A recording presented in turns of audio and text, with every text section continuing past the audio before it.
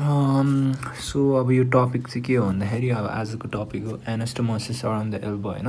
So anastomosis around the elbow भनेको चाहिँ के हो भन्दाखेरि अब यो ब्राकियल आर्टरी छ नि, यो माथिको ब्राकियल आर्टरी हो क्या।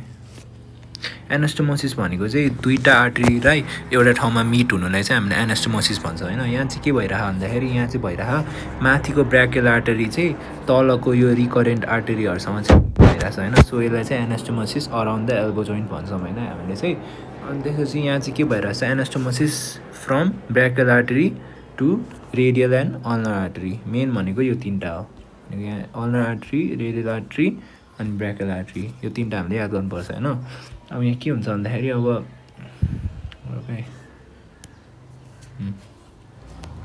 सुरुमा चाहिँ हामीले के बुझ्नुपर्छ भन्दाखेरि एनास्टोमोसिसमा चाहिँ के हुन्छ भन्दाखेरि हामीले एक्जाममा एनास्टोमोसिस सोध्यो भने चाहिँ फिगर बनाउनुपर्छ होइन। फिगर बनाउँदा एउटा हामीले ह्युमरस बनाउने, यस्तो ह्युमरस बनाउने होइन, ह्युमरस बनाउने। त्यसपछि ह्युमरसमा हामीले यस्तो जेपाइते जे बनाइदिनु हुन्छ होइन। अनि त्यसपछि अर्को भनेको हामीले चाहिँ रेडियस बनाउने। रेडियस बनाउनु एउटा डल्लो यस्तो तान्ने, यस्तो तान्ने, यस्तो गर्ने, यस्तो गर्ने। अनि अर्को भनेको अल्ना बनाउने होइन। अल्ना बनाउँदाखेरि चाहिँ यस्तो यस्तो गर्ने, यस्तो गर्ने, यस्तो गर्ने होइन। यो भनेको चाहिँ ह्युमरस रेडियस अल्ना भयो होइन, तिनवटा भयो होइन। अब के गर्ने भन्दाखेरि अब यो बुझ्न चाहिँ हामीले एउटा कुरा बुझ्नुपर्छ होइन। जस्तै यो ब्राकियल आर्टरी माथिबाट आयो होइन। ब्राकियल आर्टरी माथिबाट आएपछि यो चाहिँ ब्राकियल आर्टरीको ब्रान्चेसहरू हुन्छ होइन। ब्राकियल आर्टरीको चाहिँ कतिवटा ब्रान्च हुन्छ भने 3-4वटा ब्रान्च हुन्छ। एउटा ब्रान्च ब्राकियल आर्टरीको लार्जेस्ट ब्रान्च भनेको चाहिँ प्रोफन्डा ब्राकियल आर्टरी हुन्छ होइन। त्यो प्रोफन्डा ब्राकियल आर्टरी चाहिँ के हुन्छ भन्दाखेरि माथिबाट यहाँबाट छुट्टिन्छ। यहाँबाट छुट्टेर आएपछि यो डट डट छ नि, यो डट डट भनेको चाहिँ बोनको पछाडिबाट जाने हो। सो यहाँबाट आउँछ, यो बोनको पछाडिबाट यस्तै जान्छ अनि यहाँबाट निस्किन्छ होइन। यहाँबाट निस्किएपछि चाहिँ के हुन्छ भन्दाखेरि यहाँबाट आउँछ, यो बोनको पछाडि हुन्छ होइन, यहाँबाट निस्किन्छ होइन। यहाँबाट निस्केपछि के हुन्छ भन्दाखेरि अब यतातिरको वाला छ नि, यो भनेको चाहिँ हाम्रो के हुन्छ भने posterior descending branch. Posterior descending branch चाहिँ पछाडिबाट आउँछ होइन। अनि एन्टेरियर डिसेन्डिङ ब्रान्च भनेको चाहिँ अगाडिबाट आउँछ। यो पोस्टेरियर पछाडिबाट आएपछि हामीले डट डट भनेको थियो नि त, त्यो यो पोस्टेरियर डिसेन्डिङ ब्रान्च भनेको चाहिँ यो पछाडिबाट आयो होइन। अनि एन्टेरियर डिसेन्डिङ ब्रान्च भनेको चाहिँ अगाडिबाट आयो होइन। एउटा यति भयो, यो एउटा पार्ट भयो होइन। अब अर्को पार्ट भनेको चाहिँ के हुन्छ भन्दाखेरि ब्राकियल आर्टरीको अर्को ब्रान्च भनेको चाहिँ एउटा दुईवटा ब्रान्च हुन्छ। यहाँ एउटा सुपेरियर अल्नर कोल्याटरल आर्टरी हुन्छ होइन। सुपेरियर किनकि यो माथिबाट आउँछ होइन, त्यो भएर सुपेरियर अल्नर कोल्याटरल आर्टरी हो होइन। अनि अर्को तलबाट आउनुलाई चाहिँ हामीले इन्फेरियर अल्नर कोल्याटरल आर्टरी, यो दुईवटा भयो होइन। सो हामीले चाहिँ ब्राकियल आर्टरीको चाहिँ हामीले 4वटा ब्रान्च देख्यो होइन। 4वटा ब्रान्च के हुन्छ भन्दाखेरि एउटा पोस्टेरियर डिसेन्डिङ ब्रान्च हुन्छ होइन, जुन चाहिँ पछाडिबाट आउँछ। एन्टेरियर डिसेन्डिङ ब्रान्च हुन्छ होइन, जुन चाहिँ अगाडिबाट आउँछ। अनि सुपेरियर अल्नर कोल्याटरल आर्टरी हुन्छ होइन। अनि अर्को भनेको चाहिँ इन्फेरियर अल्नर कोल्याटरल आर्टरी हुन्छ होइन। अनि तलबाट चाहिँ के हुन्छ भन्दाखेरि ब्राकियल आर्टरी चाहिँ एउटा कुरा याद गर्नुपर्छ भने ब्राकियल आर्टरी चाहिँ नेक अफ द रेडियसमा पुगेपछि चाहिँ यो चाहिँ रेडियल आर्टरी बन्छ। अनि अर्को भनेको चाहिँ एउटा अल्नर आर्टरी बन्दो रहेछ होइन। ब्राकियल आर्टरी रेडियल आर्टरी बन्छ अनि अर्को अल्नर आर्टरी बन्छ होइन। अनि यहाँबाट चाहिँ के हुन्छ भन्दाखेरि रेडियल आर्टरीबाट चाहिँ अब एनास्टोमोसिस भनेको के भन्दाखेरि माथिको आर्टरी र तलको आर्टरीहरू कनेक्ट हुने हो होइन। तलको ब्रान्च र माथिको ब्रान्चहरू कनेक्ट हुनेलाई चाहिँ हामीले एनास्टोमोसिस भन्छ होइन। अब तलको रेडियल आर्टरीबाट चाहिँ एउटा ब्रान्च आउँछ, त्यसलाई चाहिँ हामीले भन्छौँ रेडियल रिकरेन्ट आर्टरी। अनि यो रेडियल रिकरेन्ट आर्टरी आउँछ।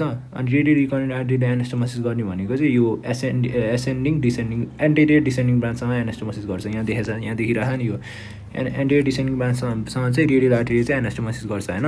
अनि अर्को भनेको हामीले के पढ्नुपर्छ भन्दाखेरि यहाँनिर दुईवटा आउँछ होइन। सो यो चाहिँ रेडियलबाट डाइरेक्ट आयो नि त, त्यो भएर यसलाई चाहिँ रेडियल रिकरेन्ट आर्टरी भन्छौँ। अनि यहाँबाट चाहिँ अल्नरबाट चाहिँ दुईवटा आउँछ। अल्नरबाट चाहिँ एउटा एन्टेरियर अल्नर रिकरेन्ट आर्टरी आउँछ। रिकरेन्ट भनेको चाहिँ अब तल जानेलाई चाहिँ रिकरेन्ट भन्दैन कहिले नि हामीले। रिकरेन्ट भनेको चाहिँ सो माथि जानेलाई चाहिँ हामीले ब्याक टु द रुट्समा जानेलाई चाहिँ रिकरेन्ट भन्छ होइन। सो यो चाहिँ तल गएको छैन नि त, यो त माथि गएको छ नि त यिनीहरू सबै। अब यो पनि माथि गएको, यो पनि माथि गएको, यो पनि माथि गएको, त्यो भएर हामीले यसलाई रिकरेन्ट भन्छौँ होइन। सो एउटा चाहिँ एन्टेरियर अल्नर रिकरेन्ट आर्टरी हुन्छ, अर्को भनेको चाहिँ पोस्टेरियर अल्नर रिकरेन्ट आर्टरी हुन्छ होइन। सो अब यहाँनिर अनि अर्को भनेको चाहिँ यहाँ अल्ना, यो रेडियस यो रेडियल आर्टरी भयो, यो अल्नर आर्टरी भयो होइन। अल्नर आर्टरीबाट अर्को एउटा ब्रान्च आउँछ, त्यसलाई चाहिँ हामीले भन्छ कमन इन्टरोसियस आर्टरी भन्छ। कमन इन्टरोसियस आर्टरीको पनि फेरि दुईवटा ब्रान्च हुन्छ, एउटा anterior common interosseous artery, posterior common interosseous artery हुन्छ होइन। अनि यो एउटा पोस्टेरियर कमन इन्टरोसियस आर्टरीबाट चाहिँ एउटा ब्रान्च निस्किन्छ, त्यसलाई हामी भन्छ इन्टरोसियस रिकरेन्ट आर्टरी। रिकरेन्ट किनकि यो माथि गइरहेछ। अनि इन्टरोसियस किनकि यो इन्टरोसियसबाट आइरहेछ, त्यो भएर हामीले यसलाई भन्छ इन्टरअसियस रिकरेन्ट आर्टरी। सो फेरि रिपिट गर्छु यो चाहिँ म चाहिँ अल्नर आर्टरी हुन्छ, अल्नर आर्टरीको एउटा ब्रान्च हुन्छ त्यसलाई हामीले कमन इन्टरअसियस आर्टरी भन्छ। कमन इन्टरअसियस आर्टरीको दुईवटा ब्रान्च हुन्छ, एन्टेरियर र पोस्टेरियर। पोस्टेरियरबाट एउटा ब्रान्च निस्किन्छ माथि जान्छ त्यसलाई रिकरेन्ट, त्यसलाई अनि इन्टरअसियसबाट निस्किन्छ त्यसलाई इन्टरअसियस रिकरेन्ट आर्टरी भन्छ। अनि यो चाहिँ पछाडिबाट जान्छ बोनको पछाडि, किन यो डट डटहरू छ होइन। अब एनास्टोमोसिस भनेको चाहिँ हामीले मेन देखाउनु पर्ने भनेको चाहिँ यो हो क्या, यो छ नि यो Y shape structure. Y shape structure भनेको चाहिँ एनास्टोमोसिस हुन्छ होइन। अब रिकरेन्ट एन्टेरियर डिसेन्डिङ ब्रान्च र रेडियल रिकरेन्टले एउटा एनास्टोमोसिस गर्छ जुन चाहिँ बोनको अगाडि हुन्छ होइन। अनि अर्को भनेको चाहिँ पोस्टेरियर डिसेन्डिङ ब्रान्चले चाहिँ इन्टरअसियस रिकरेन्ट आर्टरीसँग एउटा एनास्टोमोसिस गर्छ जुन चाहिँ ब्याक अफ द बोन हुन्छ होइन। अनि अर्को भनेको चाहिँ के हुन्छ भन्दाखेरि इन्फेरियर अल्नर कोल्याटरल आर्टरीले चाहिँ एन्टेरियर रिकरेन्ट आर्टरीसँग एउटा एनास्टोमोसिस गर्छ जुन चाहिँ फ्रन्ट अफ द बोनमा हुन्छ।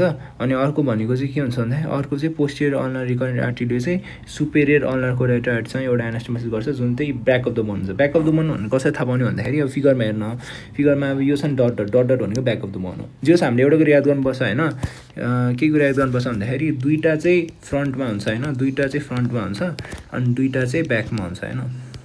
यति कुरा चाहिँ हामीले याद गर्नु पऱ्यो। यति हो anastomosis on the elbow joint भनेको यति हो। त्यसमा मेन भनेको चाहिँ हामीले अब फिगर बनाउनुपर्छ अनि यो एनास्टोमोसिस बारे लेख्नुपर्छ, यति हो।